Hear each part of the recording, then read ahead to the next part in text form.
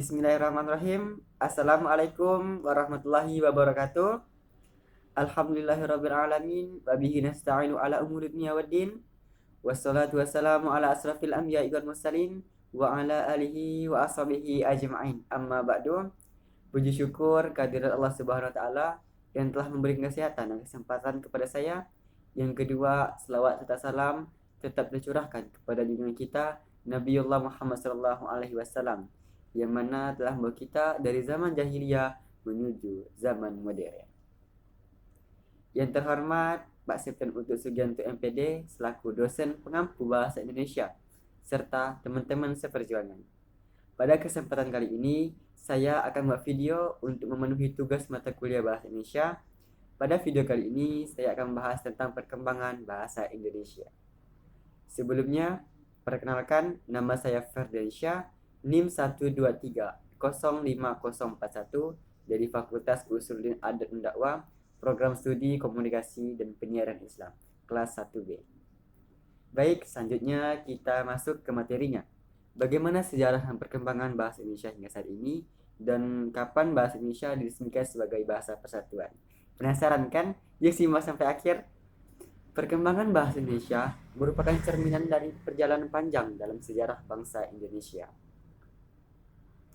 Bahasa Indonesia awalnya berasal dari bahasa Melayu dan diresmikan sebagai bahasa persatuan melalui Sumpah Pemuda pada tanggal 28 Oktober 1928. Pada saat itu, para pemuda di berbagai wilayah di Indonesia bersatu dalam semangat Sumpah Pemuda. Dalam sumpah tersebut, mereka berjanji untuk bersatu dalam satu tanah air, satu bangsa, dan menjadikan bahasa Indonesia sebagai bahasa persatuan. Dengan semangat tersebut, bahasa Indonesia menjadi bahasa nasional pada tanggal 18 Agustus 1945. Bahasa Indonesia resmi menjadi bahasa negara dan tercantum dalam Undang-Undang Dasar 1945 pasal 36 yang berbunyi bahasa negara ialah bahasa Indonesia.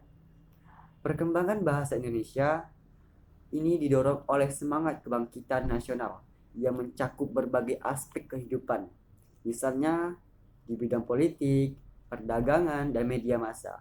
Bahasa Indonesia ini menjadi alat penting dalam modernisasi Indonesia. Kemudian pada tanggal 17 Agustus 1945, bahasa Indonesia diangkat menjadi bahasa negara dan kedudukan dan fungsi yang sangat penting. Hingga saat ini, bahasa Indonesia menjadi bahasa yang digunakan oleh seluruh masyarakat Indonesia. Bahasa ini mencerminkan kesatuan dalam keberagaman bangsa Indonesia. Tak hanya itu, pemerintah juga memberikan perhatian serius terhadap pengembangan bahasa Indonesia ini dengan membentuk lembaga seperti Pusat Bahasa, menyelenggarakan Kongres Bahasa Indonesia. Penggunaan bahasa Indonesia yang kuat dan menciptakan daya tarik tersendiri, mengingat bahasa Indonesia menjadi ciri khas bangsa Indonesia yang patut diapresiasi.